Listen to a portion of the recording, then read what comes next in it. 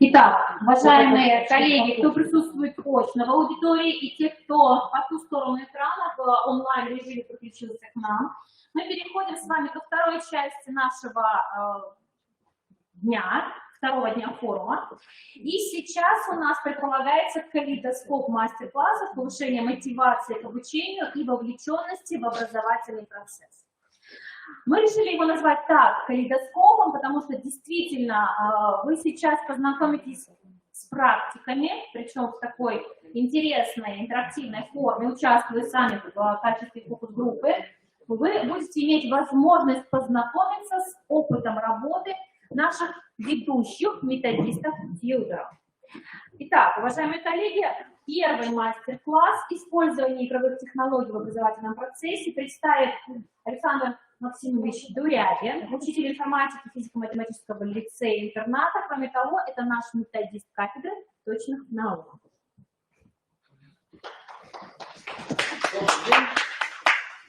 Добрый день, коллеги. Я немножко из регламента выделились, и, то, что не было, и технически немножко организовано не так, как хотелось.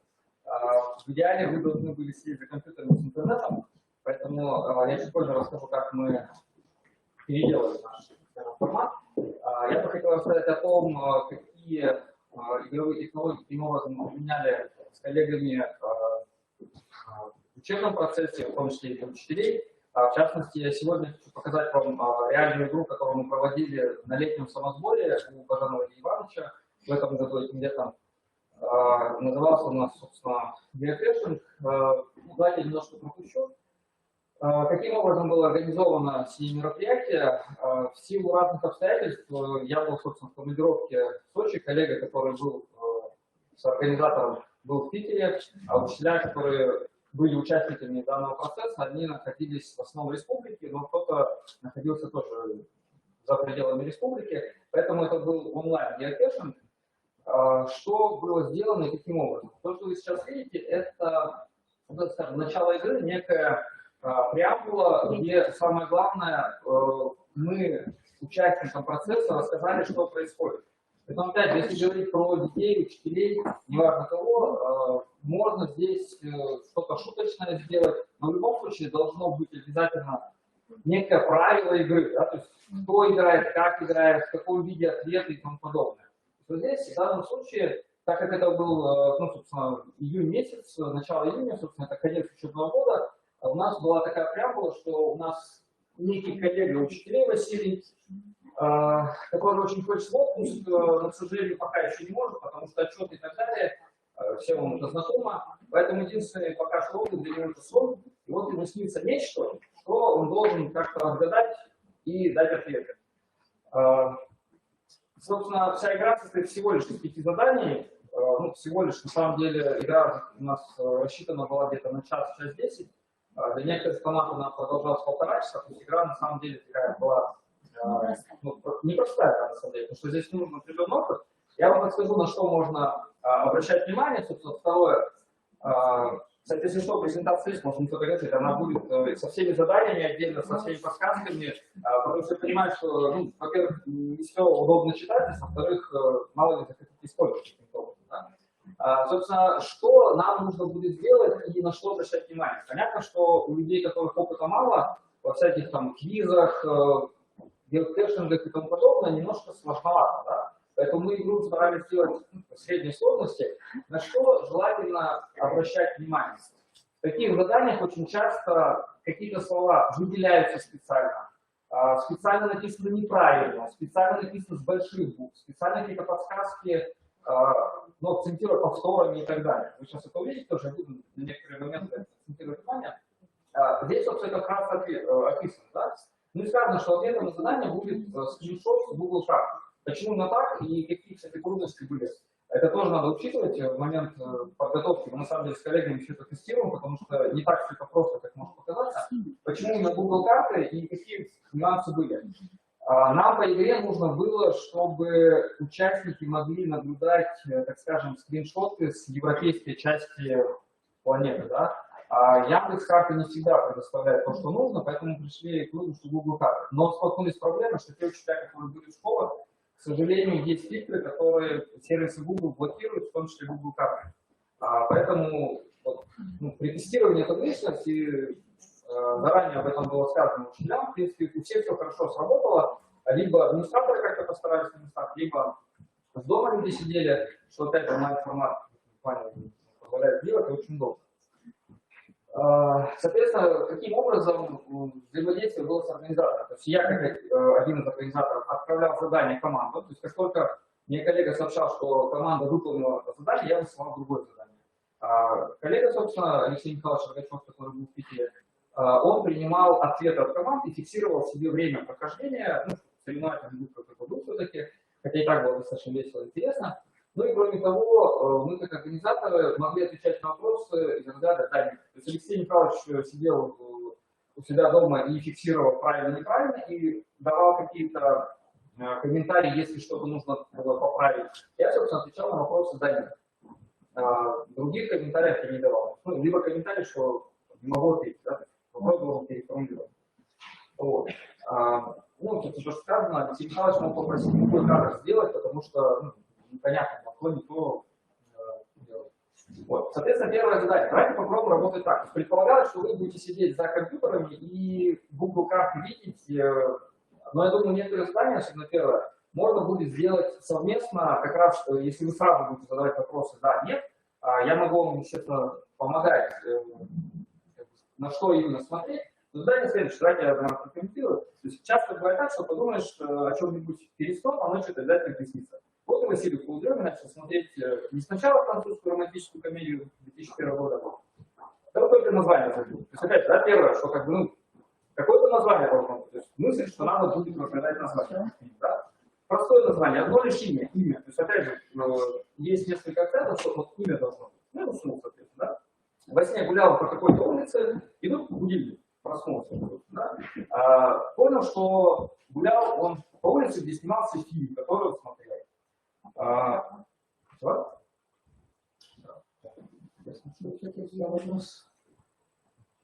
На этот нажать.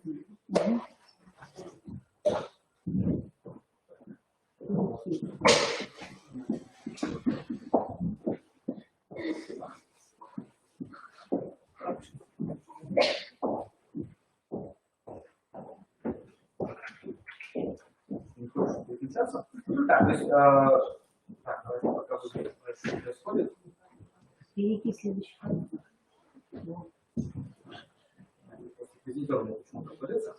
Вот. То есть понятно, что нам надо, во-первых, разобраться, что это за фильм, что за романтическая комедия 2004 года, название, собственно, это имя чье-то, и, соответственно, надо найти, понять, как какая-то улица связана с этим фильмом. То есть он там снимал. Так, давайте вот. Амели. Так, это действительно фильм Амели. Опять же, понятно, что вы не обязаны знать этот фильм, так как это был геокэшинг, у вас, у всех участников был компьютер, интернет, они быстро достаточно, кстати, тоже нашли, были любители этого фильма, которые буквально на первой секунде тоже сказали, это Амели. Хорошо, давайте дальше. Как-то что-то с улицей связано. Какую улицу из фильма надо искать? Понятно, что во Франции много разных улиц, и, кстати, некоторые знатоки Франции там начали сыпать названием улиц. Угадать, наверное, сложно. Понятно, что даже в нашем городе просто так в бухте-барахте угадать город сложно, тем более во Франции. На что надо обращать внимание, какую улицу искать, связано с чем по фильму? Нет. Центр Парижа. Романтическая комедия. А читайте внимательно дальше задание. Работа. Вспоминайте, о чем фильм. Ну и опять же, можно это посмотреть, было, в принципе, во всяких там фильмографиях, кинопоиске и так далее. Амели — девушка, которая работала в пекарне на определенной улице. Соответственно, если поискать сюжет каким-то образом описания, то можно найти такую информацию, что она работала на улице Уильяма Пик. Ну и, соответственно, надо было ее найти на Google картах, сделать скриншот, таблички любой, в принципе, да, а лучше в идеале, конечно, вот эту пекарню, она по ней ищется, кстати. Ну и прислать, собственно, как ответ эту улицу. Все. То есть вот первое задание достаточно, кстати, простым оказалось. Мы так и рассчитывали, что оно достаточно простым окажется, поэтому здесь, собственно, проблем особо не возникло. Так, хорошо. Второе задание. Тут, опять же, может показаться, что все очень странно, непонятно, но, опять же, вот как раз в этом зачастую и суть задания. То есть все странности, все какие-то непонятные вещи, что за, ну, как некоторые человек говорят, что вообще за бред здесь происходит, да? Но действительно, чем бредовее, тем скорее и вероятнее, что это какая-то подсказка на вот, что искать. Да? То есть, вспоминайте Василий последний сон. Стоит он у входа в парк, то ли березки, то ли сосны, дубки, шоссе, дубков, что за бред, то есть он не понимает, ну, что-то вот с какими-то деревьями связано, да? Потом начинается еще интереснее вещь, понятно, что это геотэшинг, то есть есть какие-то там средства типа Google карты, можно что-то отменять, и вот следующая информация. Дошел он от этого места 950 метров до места встречи за минут 12. То есть понятно, что это отсылка как раз к построению маршрутов от чего-то до чего-то, подсказка, ну, где что искать, да? Где же это место встречи? Место встречи. Что за место встречи? Помните, что после места встречи направился в ближайший парк и обнаружил там памятник. Понятно, что вот из этой информации вообще ничего не понятно. Ну, единственное, что люди вполне себе четко догадались, что ну, надо там где-то вот что-то идти, да, на Google картах, а дальше непонятно. Ну и вполне себе четкая подсказка, кстати, могут быть подсказки вполне очевидные. Следующая задача, что он проснулся, увидел на тумбочке некий клочок бумаги с запиской вот с такими данными. Это широта, долгота, что ли? Да, это, собственно, как раз координаты на картах, которые вы можете четко прям видеть, и он вам выдаст конкретную точку на карте.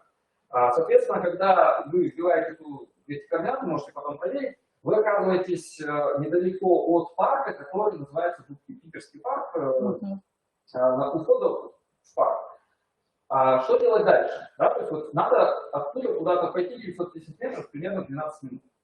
Понятно, что непонятно куда идти, потому что парка может идти во все стороны, и 12 минут может оказаться где угодно. С другой стороны, по карте видно, что, собственно, нет ничего такого, куда можно прийти вот совсем близко, да, то есть и надо просто идти, куда дойти. И тут, опять же, вот есть такое место встречи, место встречи, место встречи. Тут, ну, откровенно, Алексей Михайлович захотел, ну, так скажем, мягко пошутить над участниками. Надо было найти место встречи.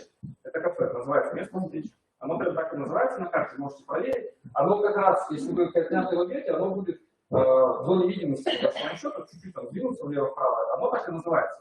Тут, опять же, ну, все зависит от того, насколько вы готовы шутить и глумиться над своими коллегами, учениками и так далее. То есть, мы реально спрашиваем, что за место встречи? Место встречи.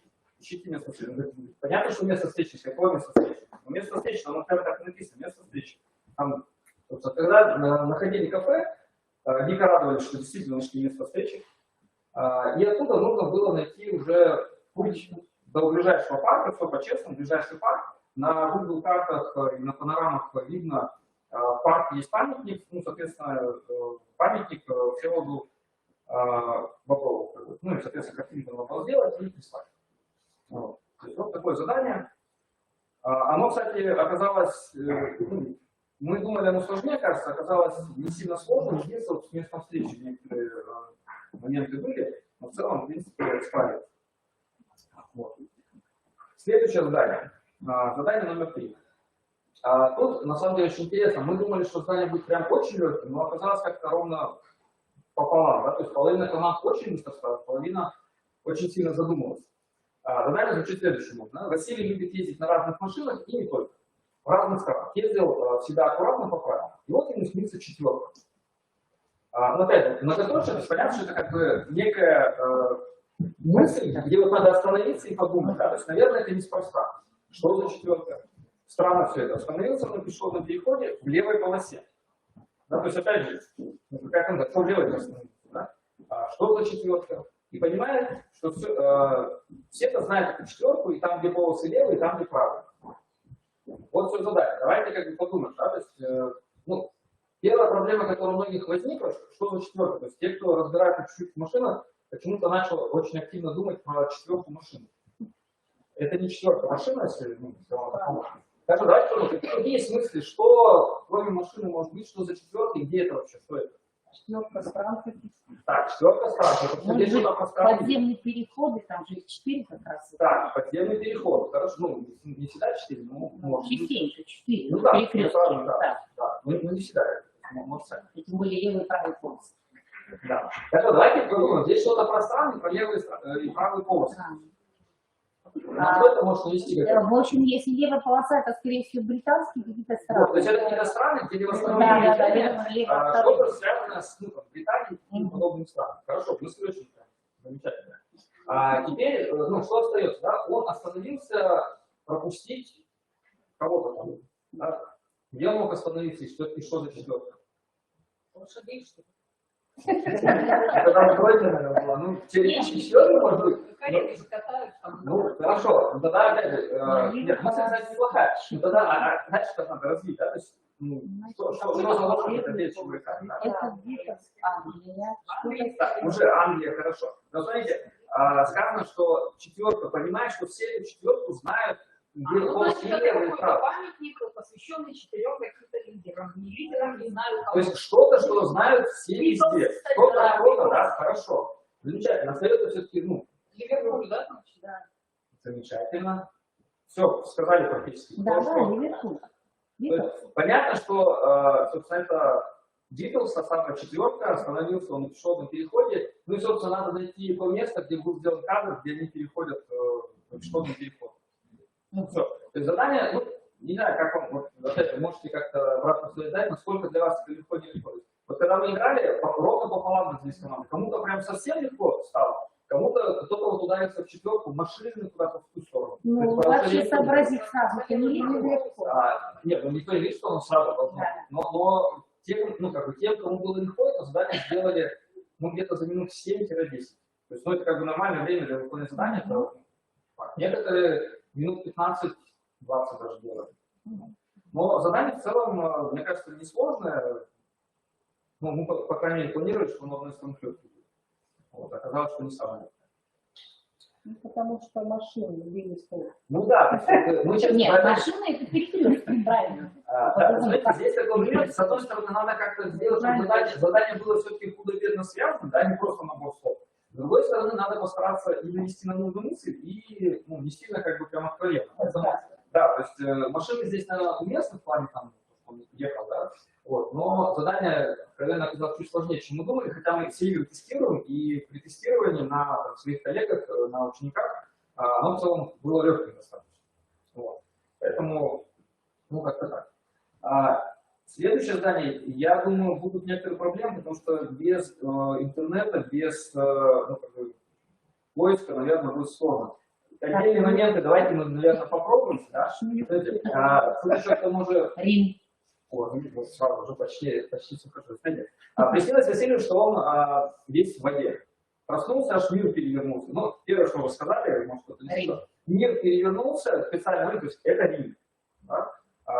Очевидно, достаточно подсказка. Сел, начал вспоминать, что же приснилось, чтобы успокоиться. Вспоминались какие-то нелепые обрывки, успокоился. Был не весь в воде, так как... Фонтан. Вот, замечательно, успел дышать. Фонтан. Он был не полностью, мог реально брызги какие-то. Да? Откуда могут быть брызги воды, тем более в Риме. Фонтан какой-то, замечательно. Фонтан на площади, там где-то вот в этих фильмах. Вот, смотрите, фонтан на площади, замечательно, все. На самом деле не так сложно. Думаю, без интернета совсем все сложно будет. То есть понятно, что это фонтан в Риме, но в Риме очень много фонтанов. И здесь вот есть вполне себе четкие подсказки, которые дадут именно то, в том случае, если вы с интернетом, потому что без интернета, ну прям сложно, честно. Подсказки. Вдруг вспомнилась какая-то легенда, что было у него аж 3 папы. Что за бред? Опять же, какие папы могут быть в Риме? Ну, понятно, 3 папы, да? То есть это те папы, которые каким-то образом, ну, могли быть причастны к фонтану. На самом деле, если почитать, посмотреть, есть ну, площадь фонтана, которые строили на протяжении долгого времени, и так или иначе 3 папы в этот период правили. Ну, были, так скажем, да. Вполне четкая подсказка, но если есть интернет, то для этого сложно. Дальше, потом вспомнилось ему, что этот фонтан был, ну, это место, да, было в римских каникулах, сладкой жизни и даже в мультике Футурама. Это, ну, опять же, факт, ну, в Википедии, по-моему, даже есть, то есть это четкий факт про некий объект. Вот. Ну и надо просто найти и найти, собственно, абсолютно, вообще в интернете, молодцы, оно есть, да. Вот, значит, оно легче, чем мы думаем, на самом деле. Ну и последнее задание, которое у нас было, оно оказалось, ну, мы на самом деле планировали, что оно достаточно легким, но должно быть. Опять начал дремать под некий фильм, под фильм «17 мгновений весны», явочная квартира на Цветочной улице, птичий магазин, и опять уснул. То есть, ну, какие-то обрывки фраз, да, и так далее. Проснулся, вспомнил про фильм. И вот он вспоминает про название улицы, да, там, Цветочная улица, которая. Захотелось ему побывать на этой улице и начал, ну, пытаться понять, где эта улица, вот, и предполагал, что где-то там в Швейцарии, да, где-то. А ее там нет, никакой Цветочной улицы. Ну, собственно, вопрос, где эта улица, куда ему ехать. Ну, тут, на самом деле, как показала практика игры, многие знают просто факты по 17 мгновений весны замечательно. Ну, и надо просто догадаться, собственно, где на самом деле улица, в каком городе, да, и как она называется. Ну, тут не знаю, опять же, из интернета, либо знаете, либо не знаете. Ну, давайте предполагать, где она на самом деле находится. Кто знает. Кстати, те, кто сразу догадался, у нас на игре было очень мало, буквально там 1-2 человека. Вот. Ну, на самом деле, не знаю, можете, кстати, у вас время плюс-минус есть, можете попробовать найти, поискать, где снимался фильм. Вот. На самом деле, эта улица у нас, собственно, находится в Риге, и на русский переводится как «Новая улица». Вот, то есть, ну, с интернетом это достаточно легко ищется, и, в принципе, проблем особых с этим заданием тоже не возникло. Вот. То есть, вот такая у нас была игра. Еще раз повторюсь, она на самом деле длилась у нас гораздо дольше, заняла она у нас порядка час 10, час 30, в зависимости от команд, были подведены итоги. Вот. Опять же, если есть желание эту игру, ну, собственно, поиграть, посмотреть, то вы можете чуть позже, собственно, скинуть на рабочем столе. Есть, ну, во-первых, презентация с заданиями, есть папочка с, ну, собственно, с самими заданиями, на рабочем столе вот папочка делала, и там в папочке есть сама игра растения с этими заданиями, и есть, соответственно, краткий разбор диапешн, там, собственно, есть и картинки, что предполагалось на выходе, да. Вот, то есть это основная легенда и задание, и, соответственно, там у нас переключается. И, соответственно, DFS 2 это документ с... Найдем. Да, я думаю, разберетесь, найдете. Конечно. Мы себе главное скачали, а потом Да. Ну, вот. Таким образом, получилась такая игра. Опять же, игра, понятное дело, не была у нас там рассчитана на каких-то конкретных учеников, учителей, конкретные знания. Понятно, что подобные игры можно делать вполне себе на конкретные темы даже. Мы в свое время проводили, когда с этим было чуть попроще, для учеников по лицею по городу бегали, что-то вроде вот ночного дозора игры в свое время были популярны. То есть сперва игроки угадывают место, прибегают туда, там ждут либо так называемые агенты, кто-то из учителей, либо просто надо им на месте сделать это задание, там на табличке посчитать, условно говоря, сумму всех цифр, ну, у нас буквально табличек много всяких памятей. И так далее. То есть форматы подобных игр могут быть абсолютно разнообразны. Мы делали такой формат именно потому, что мы были все разноудалены очень сильно. Ну и вот не было конкретных у нас учителей там, математики, информатики, у нас были просто учителя, которым интересно было поучаствовать в каком-то подобном мероприятии. Вот. Таким образом. В принципе, у меня все. Если есть вопросы, какие-то можете задать, можем обсудить. Ну, все понятно. Спасибо большое. Так. Интересно. Все, спасибо вам за внимание.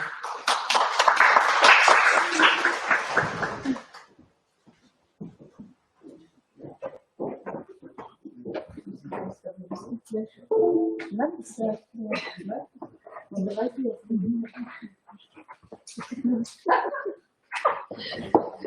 Уважаемые коллеги, мы приглашаем тренера Ивана Владимировича. Кого? Одинцову Ольгу Александровну. Ага, здравствуйте. Поприветствуем. Ольга Александровна нам расскажет о неурочной работе по гуманитарному циклу дисциплин в школе как фактор достижения личностных результатов обучения и воспитания. У меня есть проводительная презентация. Всем добрый вечер. Сопроводительная презентация. Но я думаю, мы лучше сразу же начнем с представления авторской викторины, чтобы как-то ускориться. И регламент. Вы не будете говорить. Давайте слово скачать. Если можно.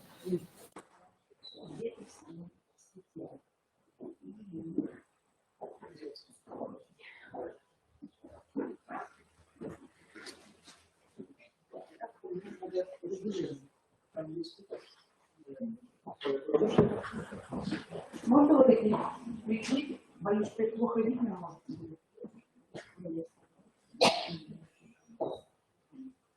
Выше. Ага. Да, сейчас попробую. Да, хорошо.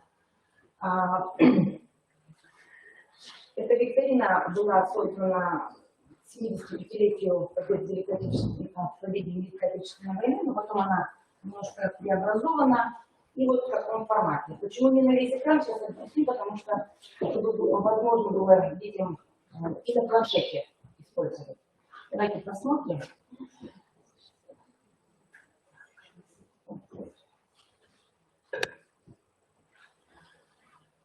К сожалению, вы далеко находитесь, вам даже нечитаемо, для вас это нечитаемо, поэтому я буду читать сопровождатель, показывать. Вначале представлено стихотворение «Памятник» Митрофана Курочкина, можно с детьми прочитать.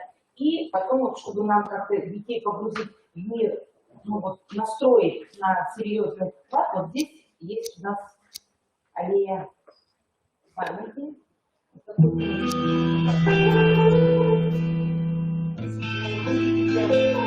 Смотреть всех героев.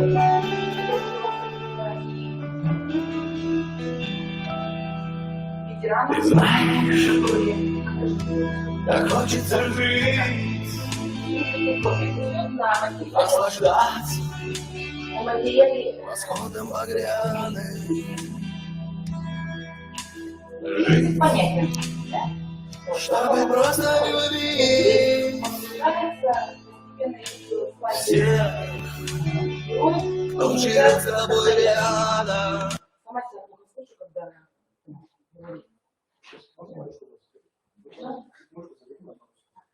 А можно я сейчас покажу?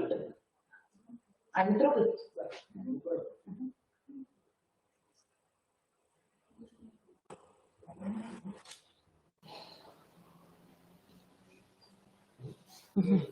Вот.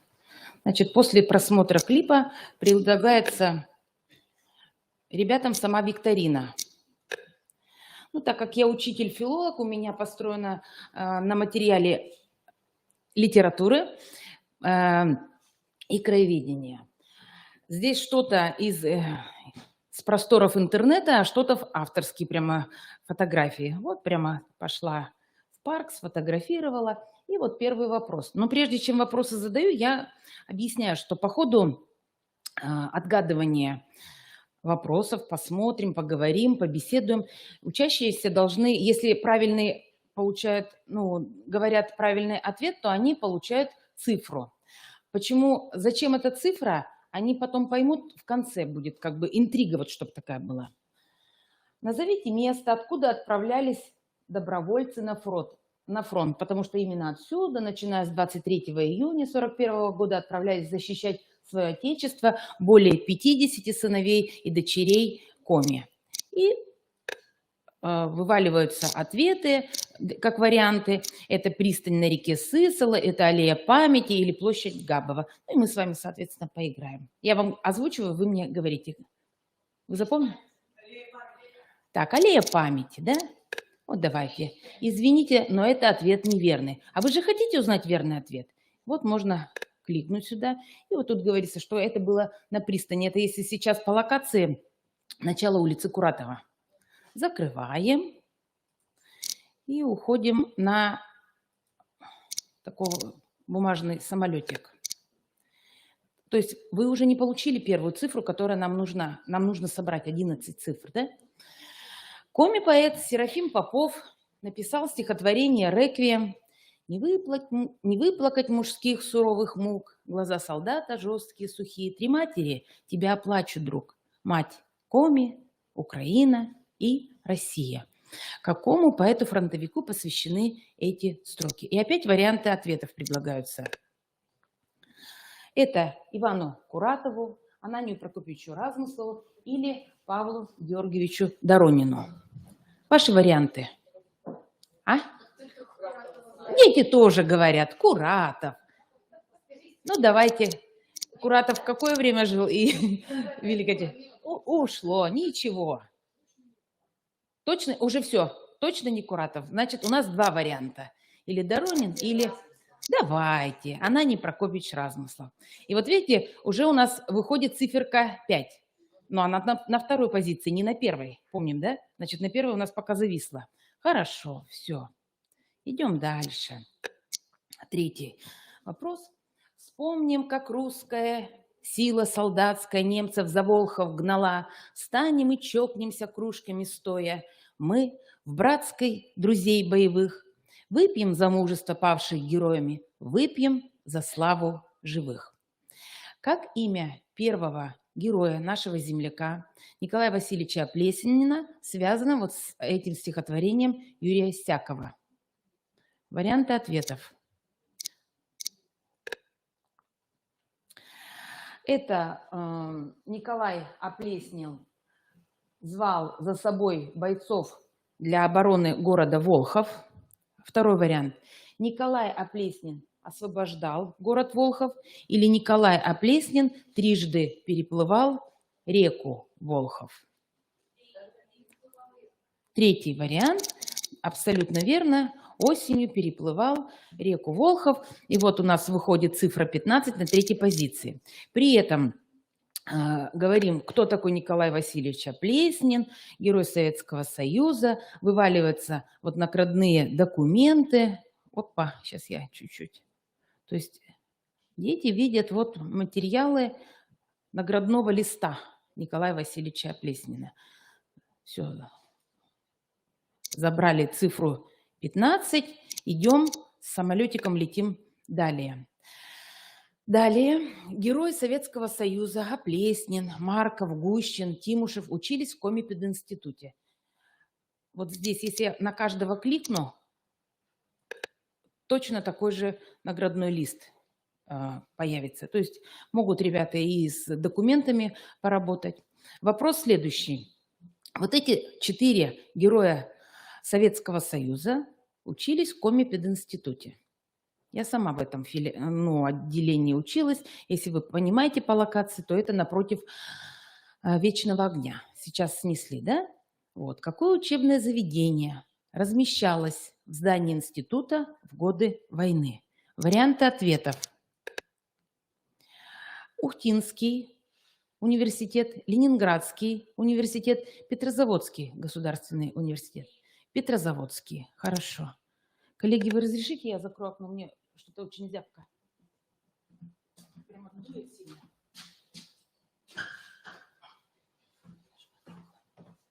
Абсолютно верно. Вот мемориальная доска висела. И у нас цифра 7. Никто не фиксирует циферки? Нет. Ну, ничего. Хорошо, хорошо. Ага. Вот. Дальше идет просмотр вот такого кадра. Там семьей солдата стал храбрый взвод. Какое количество членов семьи на фронте? Ну, песня певица там.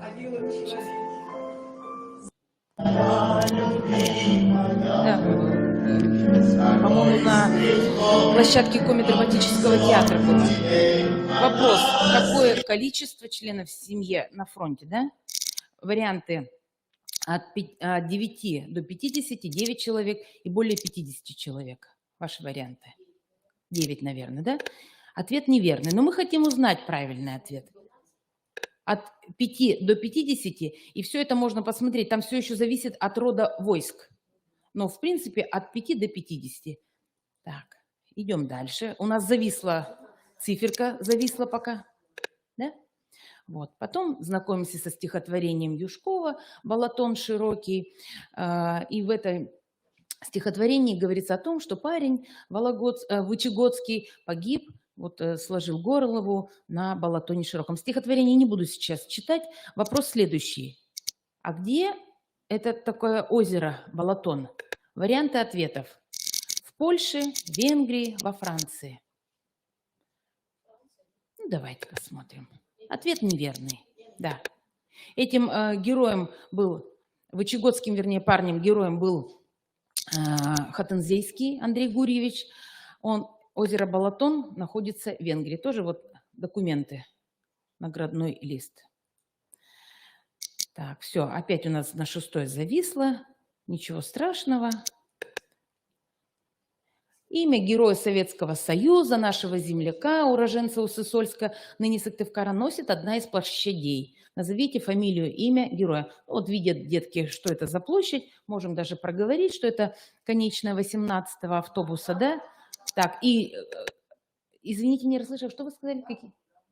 Габов, абсолютно верно, да. Ну, тут предлагаются варианты Морозов, Габов, Оплеснин. Так, все, цифру мы взяли. И опять, если я кликну, здесь документы вываливаются. 16-я цифра. Угу. Одна из улиц Сыктывкара носит имя 28-й Невельской дивизии. В каком городе и когда началось формирование этой дивизии? Ну, тут просмотр документального фильма. Значит, вопрос. В каком городе и когда началось формирование этой дивизии?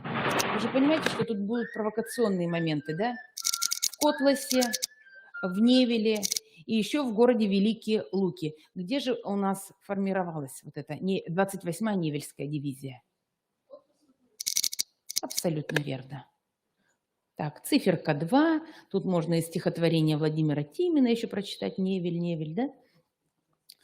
Дальше мы идем и летим с бумажным самолетиком и знакомимся со стихотворением Владимира Тимина про пайку хлеба. И вопрос, как вы думаете, сколько граммов составляла пайка хлеба в годы войны на детей? Конечно, это все можно, это я сейчас вам все обзорно так прогоняю. Детки могут выразительно прочитать, подготовиться. Вон тут 5 строф, могут подойти, все прочитать. Вот. И узнаем, сколько же пайка хлеба была. 300 граммов, 200 граммов или кусочек хлеба 100 граммов. Угу. 200, 300? 300 граммов. Но опять, все так относительно.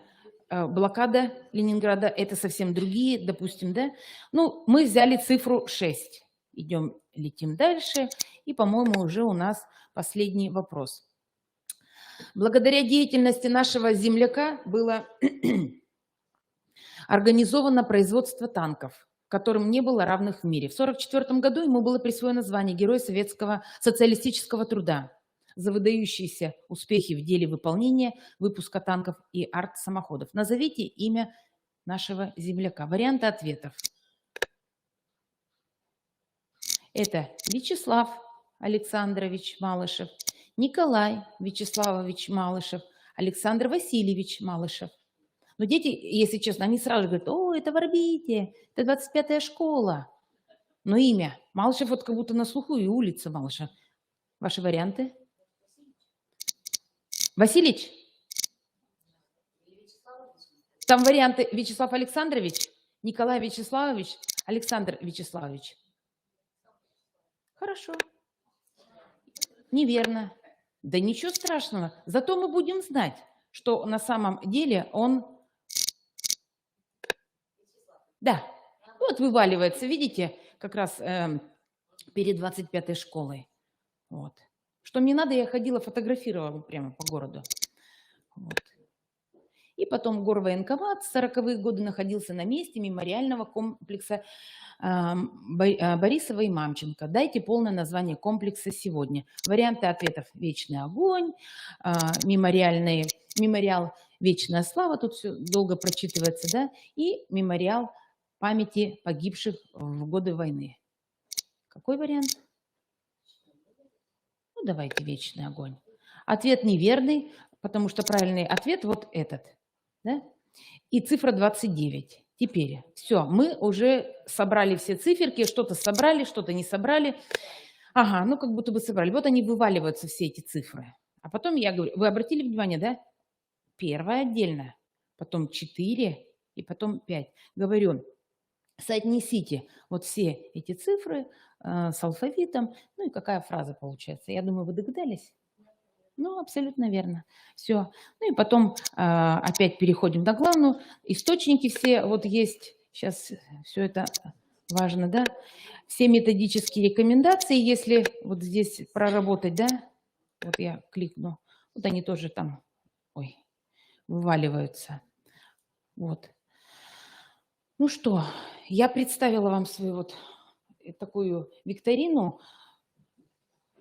Все, да, воспитывает прежде всего патриотизм и любовь не только к истории в целом страны, но и прежде всего любовь к и познание интереса, развитие интереса именно нашей Коми-республики.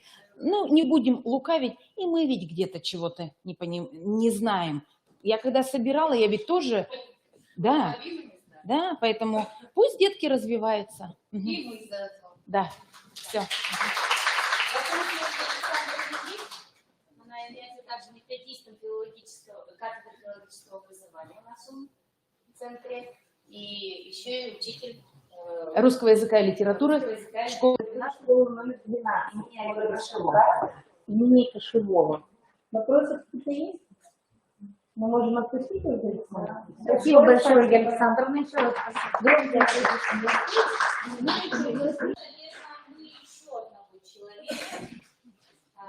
который в свое время у нас тоже работал в этой же школе, да, а теперь является учителем гимназии имени Пушкина, методист кафедры социально-гуманитарного образования Кремер Иван Владимирович.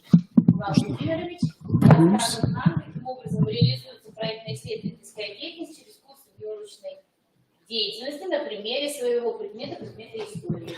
Добрый вечер уже, уважаемые коллеги. Я постараюсь кратко осветить основные вопросы тех моментов, тех изменений, которые сегодня у нас происходят в свете введения обновленного стандарта. В этом году мы говорим о первых и пятых классах, но не загораем то время, когда обновленный стандарт будет распространен на уровень начального основного и начального общего образования и основного общего образования.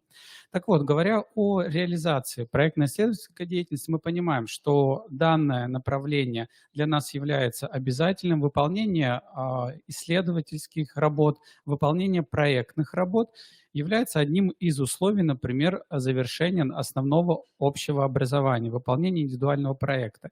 И здесь возникает вопрос о том, каким образом помочь, как помочь выйти на этот проект, как сделать так, чтобы этот проект был настоящим проектом, практически направленным проектом. И в связи с этим мы понимаем, что у нас есть широкие возможности не только урочного пространства, но и работы в рамках внеурочной деятельности.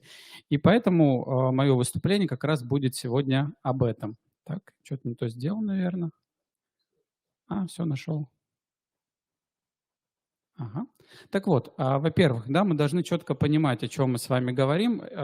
Если мы говорим об организации внеурочной деятельности, то мы получили методические рекомендации федерального уровня о том, я говорю об уровне основного общего образования, о том, что до 10 часов в неделю должна быть организована внеурочная деятельность, через что она должна быть организована и примерное распределение этих 10 часов. В данном случае мы обращаем внимание на, если говорить о предметной области, это возможность организации дополнительного изучения отдельных предметов и использования ресурсов организации проектной и исследовательской деятельности в рамках курсов внеурочной деятельности. Тут мы четко должны с вами понимать, что как раз одно из основных требований и отличительных признаков урочного от внеурочного времени – это организация этого пространства. И как мы видим из стандарта, что внеурочная деятельность отличается как прописано, отличны от урочных форм организации.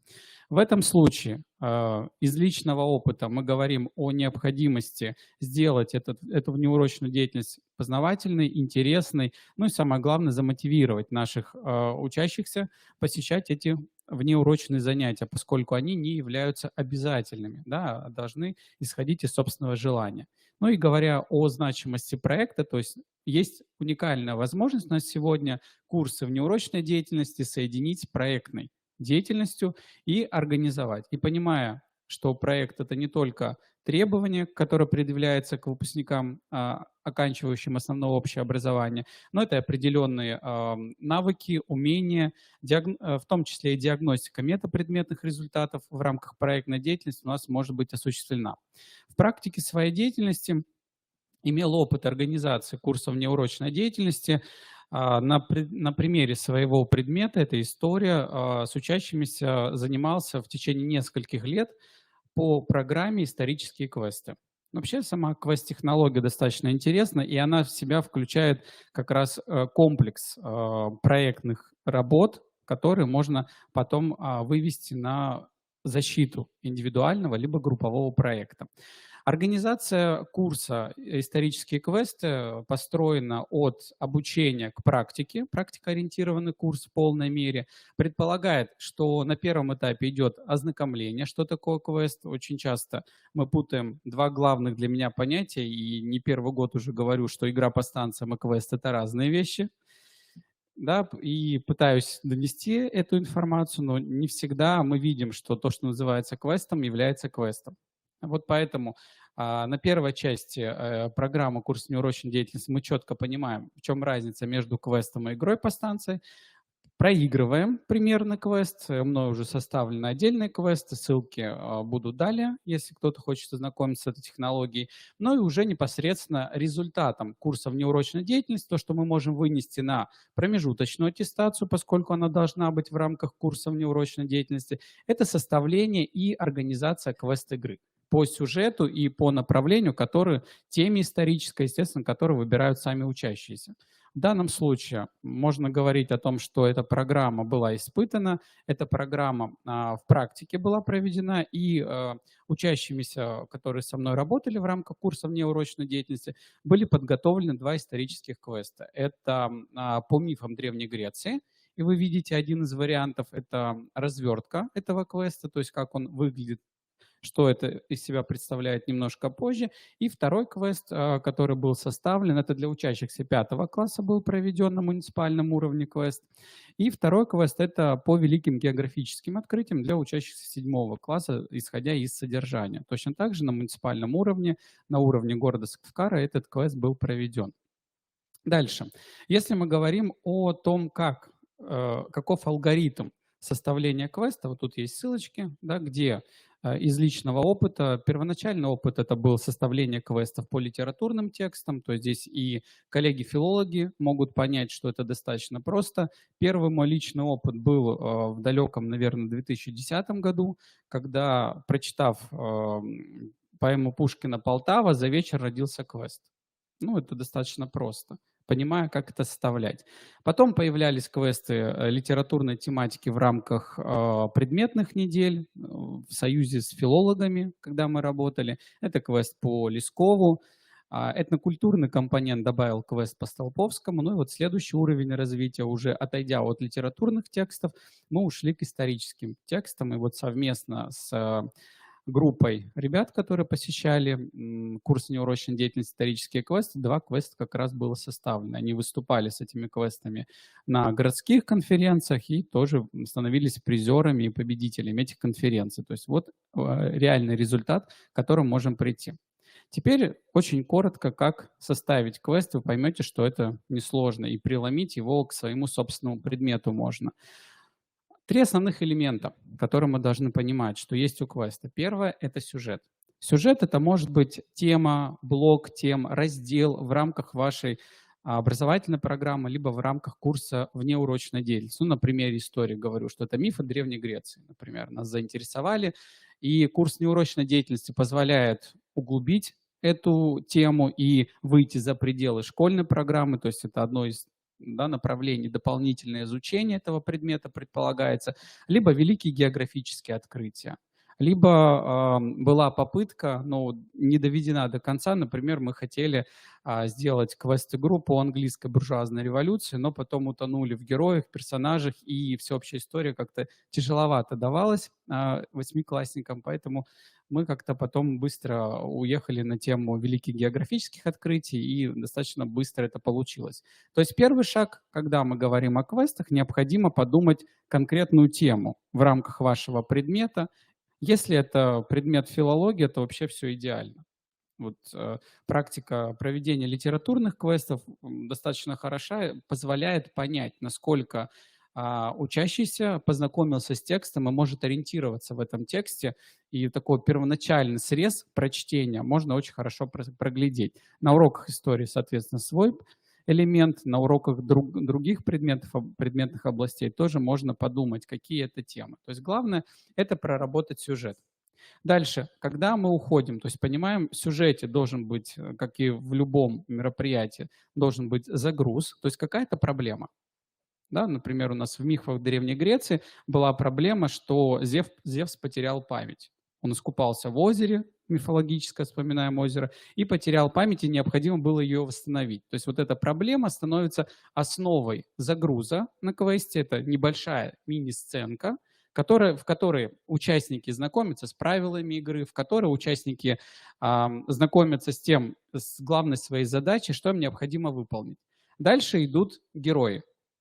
Когда мы говорим о том, что квест в живом варианте – это обязательно игровые персонажи, здесь нужно понимать, как этих героев составить. Ну, как правило, техника составления персонажа мы берем и просто на ватмане обычно, когда мы начинали, либо на доске, мы рисовали обычный круг, как здесь изображен, и проставляли персонажей, то есть кто вообще может участвовать.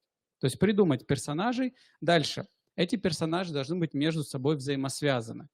То есть у кого-то что-то есть, кому-то что-то нужно. Исходя, например, из литературного произведения, исходя из сюжета мифа, мы определяли взаимосвязь, кому что нужно, у кого что есть, кто на что может это обменять. То есть в этом случае мы говорили о том, что в итоге наших рассуждений у нас как раз и появлялась вот такая цепочка. Ну, например, да, если, извините, что плохо видно, здесь мы говорим о том, что, например, есть такой персонаж Посейдон. Ему, да, для того, чтобы решить свою задачу, нужно выполнить определенные задания. За это он отдаст статуэтку и ракушки. Эти ракушки, например, нужны, да, Афине как доказательство того, что действительно команда общалась с Посейдоном. И вот стрелочки дальше идут из понимания того, что есть и что нужно.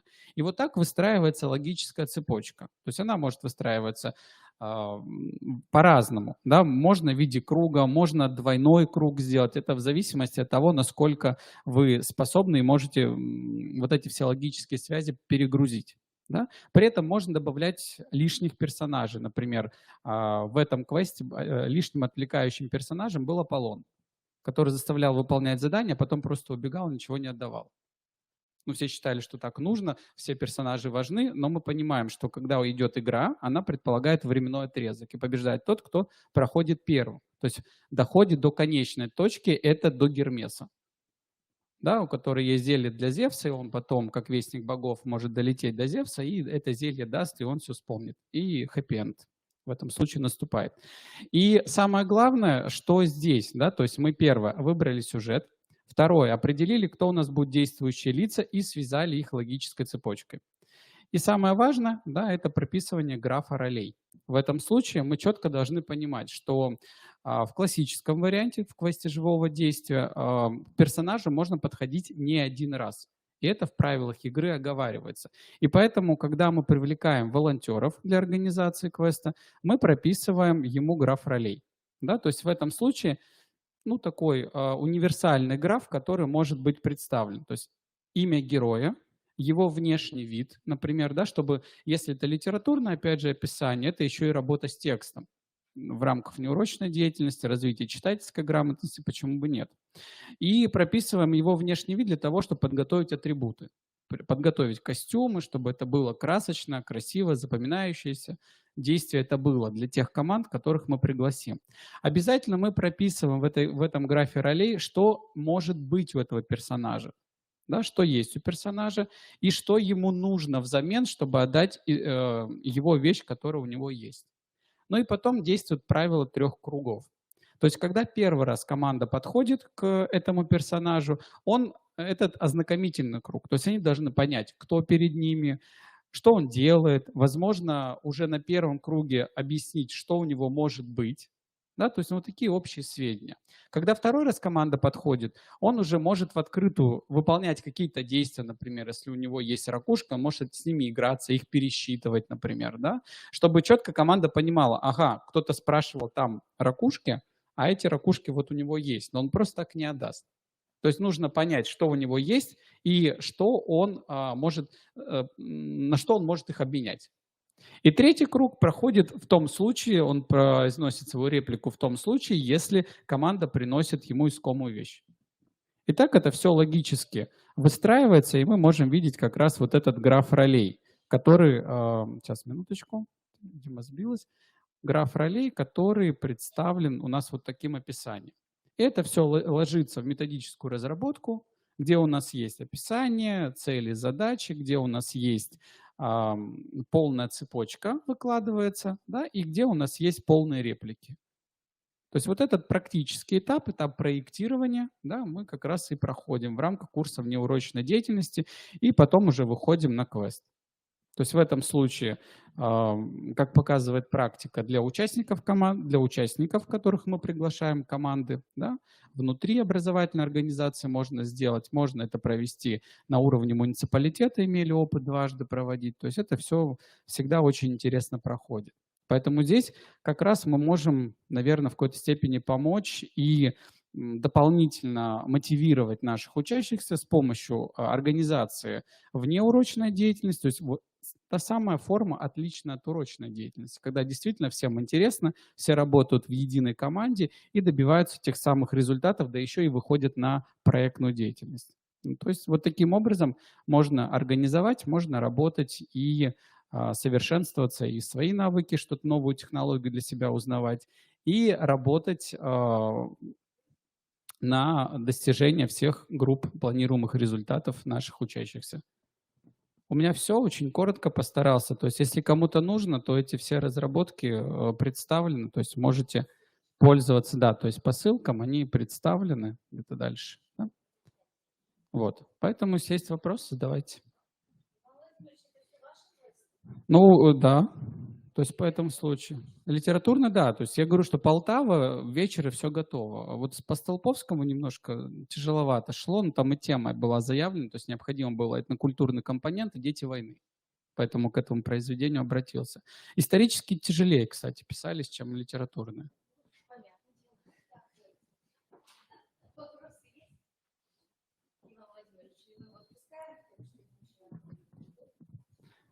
Все, коллеги, если будут вопросы, то отвечу. Угу.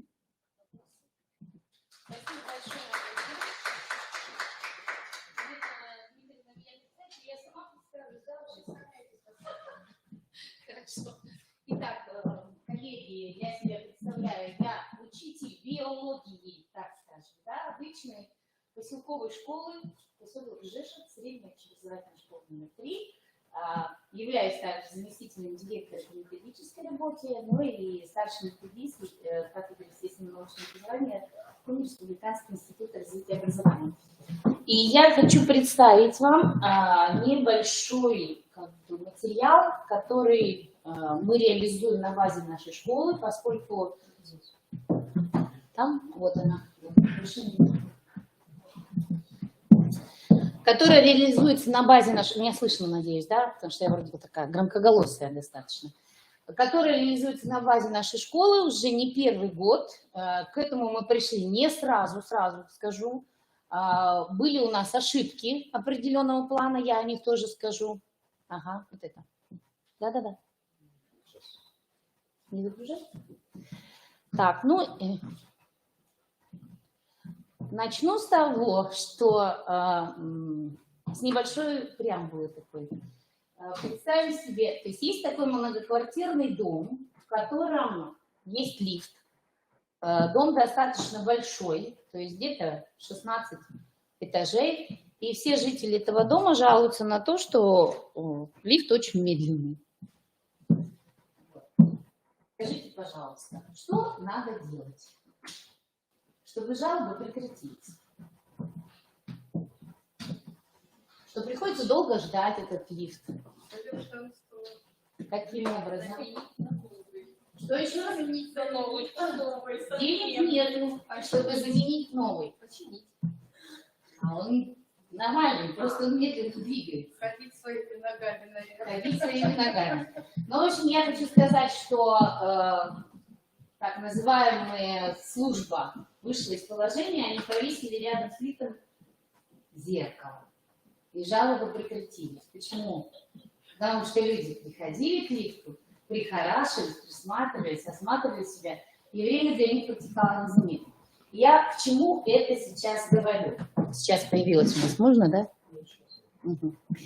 Я к чему это говорю? Что когда на нас обрушились вот эти ВГОСы с проектной деятельностью, то сначала у нас тоже вот такие жалобы пошли. Но делать-то мы ничего с вами не можем, то есть мы должны подчиниться в любом случае и каким-то образом выходить из положения. Поэтому мы вот точно так же, как зеркало повесили в лифте, мы решили свою работу таким же образом организовать. И спустя определенное время мы, естественно, обнаружили с радостью для нас, что у ребят, в общем-то, мотивация к работе такой, она стала повышаться со временем. С чего мы начали? Школа у нас вот такая, небольшая, как я уже сказала, да, то есть она не имеет. Вот проблема в чем была? У нас нету ничего толком, да, нету ни институтов рядом, нету ни техникумов, на базе которых мы могли бы эту проектную или исследовательскую деятельность вести, и соответственно, нету оборудования нужного. То есть, как серьезные исследовательские работы мы проводить не можем, как, например, скажем, в городской черте можно договориться с институтами, с техникумами, хотя бы на базе их лабораторий что-то там проводить или заимствовать хотя бы на какое-то время. Поэтому мы пошли от правила, что нельзя человека научить на всю жизнь, а его задача учиться всю жизнь. Ну и перешли к такому мнению, что сначала нам нужно составлять список исследовательских работ. Вообще мы все сделали сначала неправильно. Начнем с этого. Когда пришла эта проектная деятельность к нам, а у нас первый поток пошел 5 класс, мы, естественно, прочитали очень внимательно документы. Да, всем детям нужно приготовить обязательно какую-то исследовательскую или проектную работу. И что мы сделали? Если мы знаем, что все пятиклассники должны сделать исследовательскую работу, мы что сделали? Мы каждому пятикласснику дали такую исследовательскую работу или проект. Ну, по логике, да? Что получилось потом? Когда эти дети ушли в 6 класс, а пришел новый поток пятиклассников, что опять получилось? Надо было опять каждому давать. И вы понимаете, когда в школе, ну, предположим, в нашей школе 480 учеников, на 30 учителей, и теперь посчитаем, давайте, все должны заниматься проектной деятельностью. Сколько детей оказывается на плечах одного педагога? И мы прекрасно поняли, что нам это не поднять. И у нас учителя начали просто выть. А еще ведь и была такая идея, что дети сами выбираются на педагога. И, естественно, у кого-то было 3 человека, которые писали индивидуальный итоговый проект или делали исследовательскую работу, а у кого-то их было 20. И когда мы поняли, что сейчас они перейдут в 7 класс, и просто будет шквал на некоторых учителей, некогда будет уроками заниматься, и даже элементарной личной жизнью, то мы поняли, что надо из этой ситуации как-то выруливать. Поэтому что мы сделали? Ну, во-первых, вот на сегодняшний день как работа организовывается, да? То есть составляется список исследовательских проектов работ, но мы знаем прекрасно, что у нас в 9 классе должны быть индивидуальные работы. То есть если в 5, 6, 7, 8 мы можем сделать групповые проекты, то в 9 классе они должны быть индивидуальны. Значит, поэтому составляются списки исследовательских и проектных работ. Чаще всего они даже, если это 5, 6, 7, 8 класс, они идут от интересов самого ребенка, то есть ребенок говорит, чем бы ему хотелось заниматься, то в 9 классе мы уже такой роскоши им не позволяем, поскольку это все-таки почти экзаменационная работа. Соответственно, за 5-8 класс они должны научиться со своим руководителем выполнять такие виды работ, а в 9 классе они должны продемонстрировать, как они научились это делать. Вот такая идея. Поэтому в 9 классе для ребят еще в первой четверти проводится лективный курс 10 часов, но сейчас мы его снизили до 5. Ну, потому что нагрузка учителей стала большая, дети все-таки стали лучше понимать, как эти работы делаются, и для них уже 10 часов много. А поскольку классов в параллели бывает 2-3, то по 5 часов на каждый класс вполне нормально. Работа идет по проектам и исследованиям согласно графику. Для каждого вида работ, как для проектной работы, так и для исследовательской работы, написаны были рекомендации. Сначала мы их устно проговаривали, но мы поняли, что, в принципе, а что мы себя как бы мучаем постоянно. То есть надо написать рекомендации, выложить их на сайт школы. Сейчас, правда, сайт наш переворачивается, там переделывается, поэтому его пока там нету. Но мы тогда выходим другим способом. Мы в классах вывешиваем, какие рекомендации должны быть. Ну, с бумагой тройной напряженкой, вы понимаете, да? Поэтому на каждого мы, конечно, не пишем. Или выкладываем в школьной группе. ВКонтакте, то есть рекомендации, где они могут воспользоваться вот этими рекомендациями, написать эту работу. Эти же рекомендации разданы еще и преподавателям, потому что, как выяснилось, у учителей тоже были перекосы в том, как правильно оформляются подобные виды работ. Итак, значит, для того, чтобы такие работы не вызывали каких-то серьезных нареканий, прежде всего мы, конечно, провели и проводим, честно говоря, ежегодно консультации с учителями. То есть один из методических семинаров посвящен именно этой работе. Почему? Ну, потому что у нас есть учителя, которые какое-то время не вели эти проектные работы, дети к ним не пошли, а потом на следующий год получили детей уже целый набор. Например, поменялся учитель, ушли на пенсию, пришли новые. Поэтому ежегодно мы такие консультации для желающих проводим. И мы разграничиваем, конечно же, понятие исследовательская работа и проектная. И, соответственно, набор документов для исследовательской и проектной работы будет отличаться. Если говорить конкретно для исследовательской работы, то, соответственно, презентация защиты исследовательской работы в обязательном порядке, в соответствии с определенными требованиями, ну вот один из вариантов. Затем должна быть печатная работа самого исследования в соответствии с требованиями и правилами оформления, потому что она тоже оценке подлежит. Обязателен доклад. Почему мы требуем доклад? У ребенка доклад, работа на рассмотрение у комиссии. Понятно, да? Потому что первое время у нас дети принесли эту работу и начали эту работу целиком читать. Ну и, соответственно, же понимаете, а время мы ограничиваем. 7-5 минут и 3 минуты на вопросы. Поэтому они там не укладываются, соответственно, в объяснение, в доклад сам. И мы сказали, так, доклад, вот, чтобы он был у вас на руках, а нам вот эту работу, пожалуйста, на рассмотрение. Это если дело идет об исследовании. Если дело идет о проектной работе, то кроме вот этого набора документов, то есть презентация защиты, собственно, сама работа о том, как это все было проведено, и доклада, мы еще требуем продукт. Ну, потому что проект – это прежде всего продукт. Ну, вот здесь дети делали психологический квест «Познай себя». Он состоял из нескольких видов презентаций. И дети ходили, но работа с 8-классников была, насколько я помню. Да, 8-классников. Так, каким же образом мы потом стали выходить из ситуации? То есть, если это 1-4 классы, у них этот вид деятельности не обязателен, но желателен, как мы сказали. Всегда в каждом классе с 1 по 4 можно найти детей, которые интересуются таким видом деятельности. Ну и, соответственно, это мотивирует других детей заниматься подобной деятельностью. Поэтому, что мы сказали? Чтобы не менее одного участника от класса было. Участие добровольное, но обязательное. Понятно, да? То есть отыщите такого ребенка, было сказано каждому учителю начальных классов. Хотя бы одного, можете 2 найти.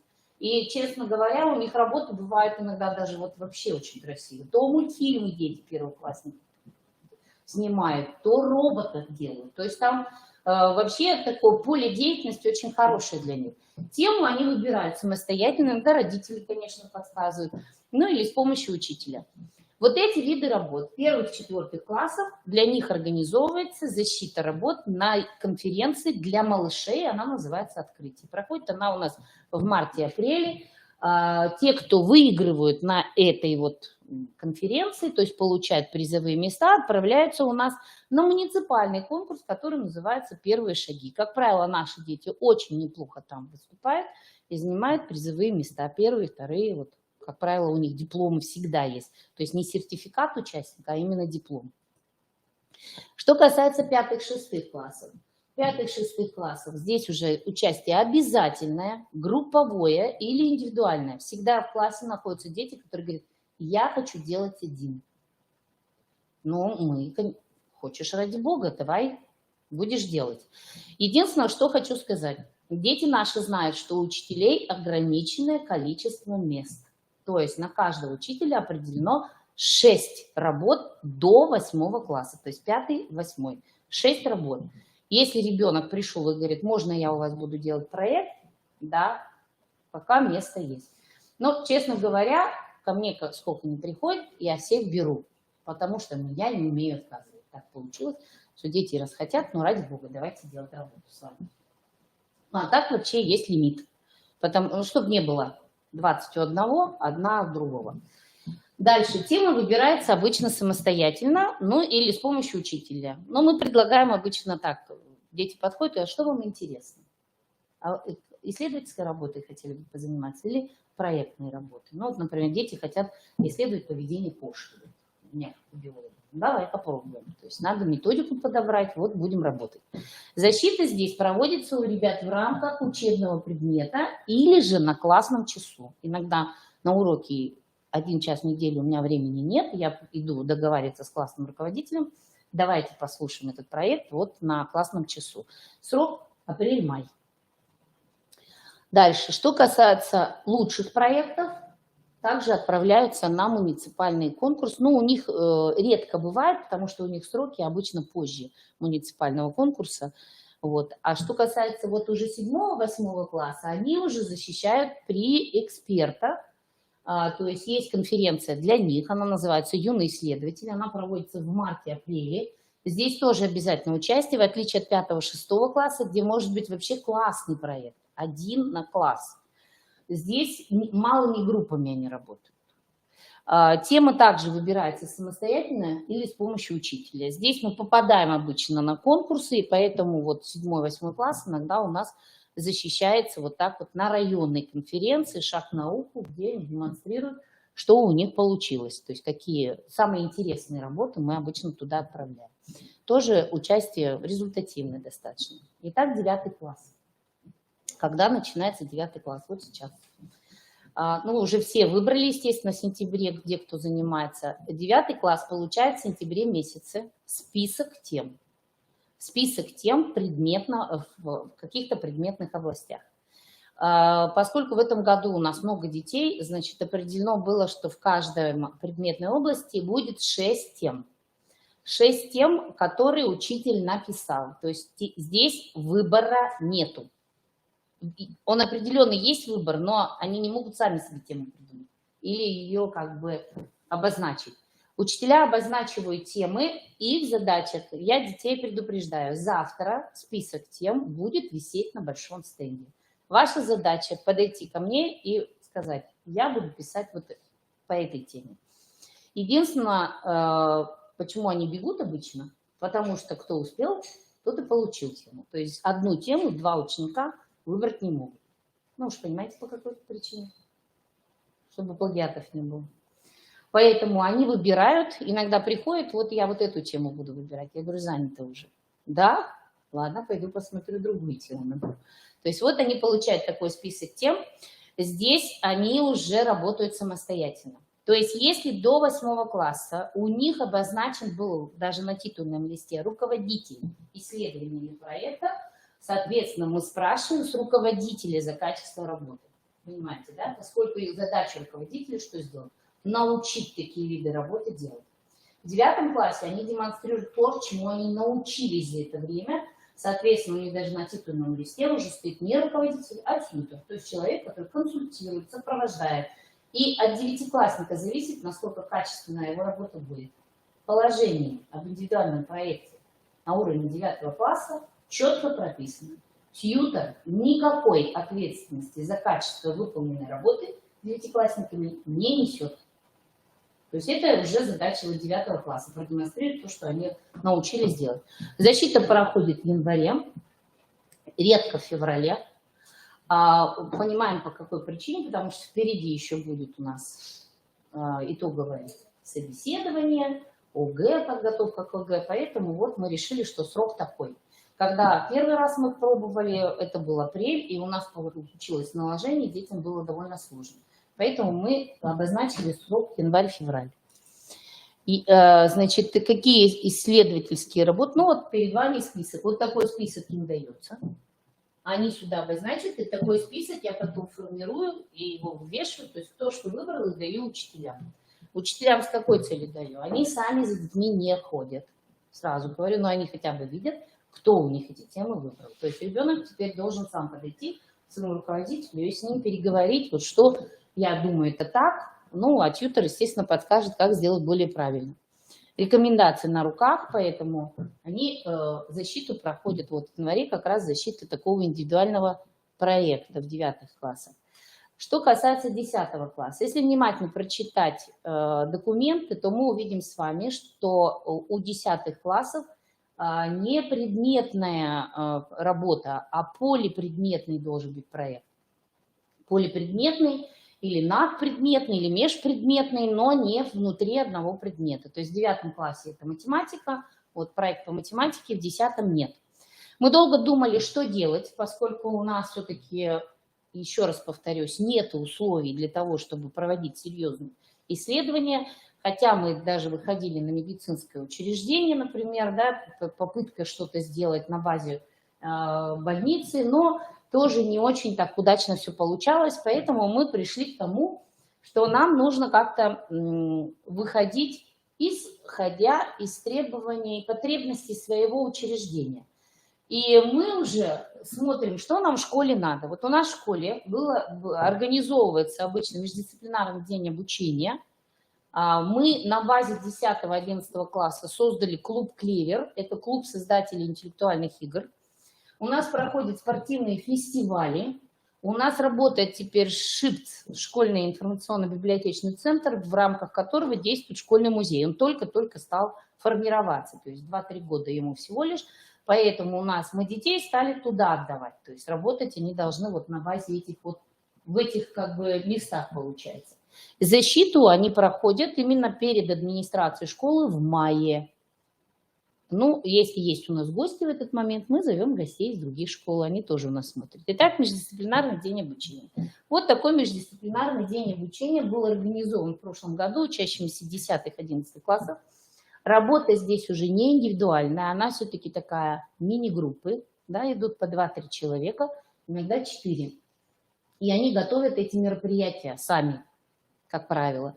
Вот этот междисциплинарный день обучения посвящен Дню Победы, он проводился 6 мая, и была серия мероприятий, в том числе это были перемены задействованы, то есть экскурсии на переменах, были разные станции, посвященные орденам, например, Великой Отечественной войны, потом станция военных песен была, станция там сборка-разборка автомата, герою Устюжского района, то есть много что проводилось, в том числе учителям было задание дано, что на уроках тоже затрагивается тема войны, то есть в обязательном порядке.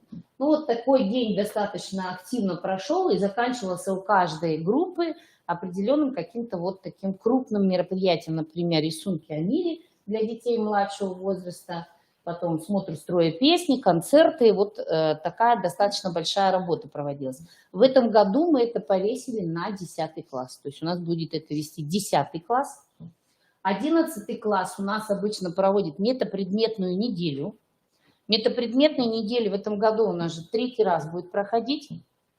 Но вот ряд ребят тоже уходили в спортивный клуб, например, месячник спортивно-массовой работы организовывали полностью, начиная с того, что они писали сценарий открытия, закрытия, организовывали мероприятия, составляли графики. То есть вот такая была полипроектная деятельность достаточно большая. Что касается метапредметной недели, эта неделя организовывается у нас, вот как вы видите, январь месяц. И у нас каждую неделю, значит, работают какие-то, ну, скажем, мероприятия. Причем вся школа задействована с 1 по 11 класс. Сначала мы начали с того, что мы еще сюда внедрили учителей, то есть школьные методические объединения. Когда вот первая была как бы метапредметная неделя задействована, им детей, часть только мероприятия отдали детям. Что касается, вот так она проходила у нас, что касается прошлого года, мы уже просто ее полностью повесили на ребят. То есть 11-классники брали, например, классы, параллель, и вели эту параллель с 1 по 5 день. В первый день, например, это было что-то, мероприятие, посвященное первой теме, простое и сложное. А во вторник уже традиции новаторства, в этой же параллели они проводили. В среду разум и чувства, другое мероприятие, в этой же параллели. Вот так одну параллель ребята вели. Первые, вторые вели, третьи, четвертые вот так вели, пятые, шестые, седьмые, восьмые, девятые, одиннадцатые. Вот все 3-2 человека, которые организовывали вот эту работу. В этом году мы метапредметную неделю, вот она так проходила, то есть все работало каждый день. В этом году мы решили назвать нашу метапредметную неделю «Открытие изобретения». И также разделили ребят. Но в этот раз, если в тот раз я еще где-то там помогала, как-то что-то говорила, тут я только придумала название. И выбрали мы сразу группы, кто где будет работать, в какой параллели, они уже сами себя разобрали. И я им говорю, вот теперь думайте, что в каждый день, какое мероприятие должно быть. И чтобы это не были, например, каждый день беседы. Потому что 1-2 класс... Первый день беседы, второй день беседы, третий, то есть должны быть разнообразные мероприятия. Вот таким образом они уже мне сдали листы, что будут, над чем работать будут, и уже начали свою деятельность, потому что я им сказала, полгода это не так много, то есть работать придется много. Вот таким образом мы организовываем нашу работу.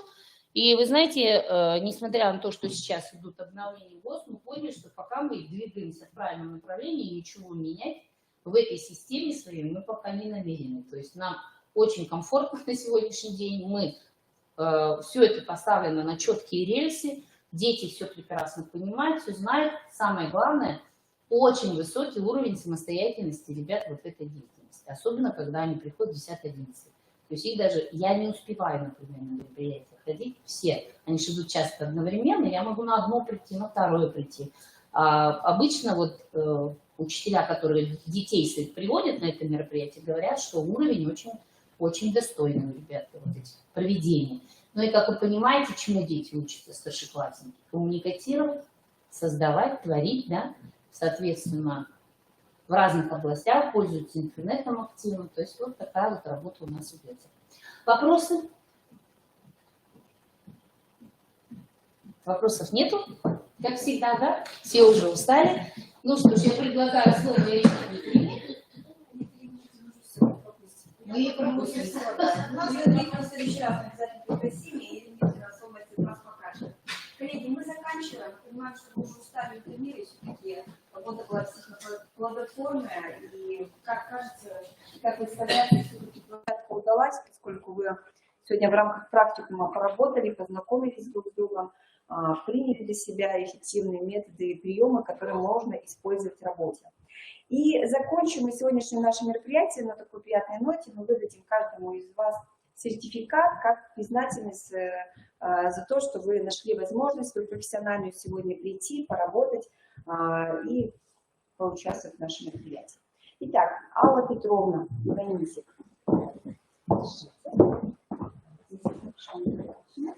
Валентина Александровна, Снежана Александровна, Валерия Леонидовна, Елена Леонидовна, Ирина Владимировна, Наталья Александровна, Оксана Валерьевна, Ольга Александровна. Нет, это только проект не провели. А еще надо подготовить документ, который на них описывает,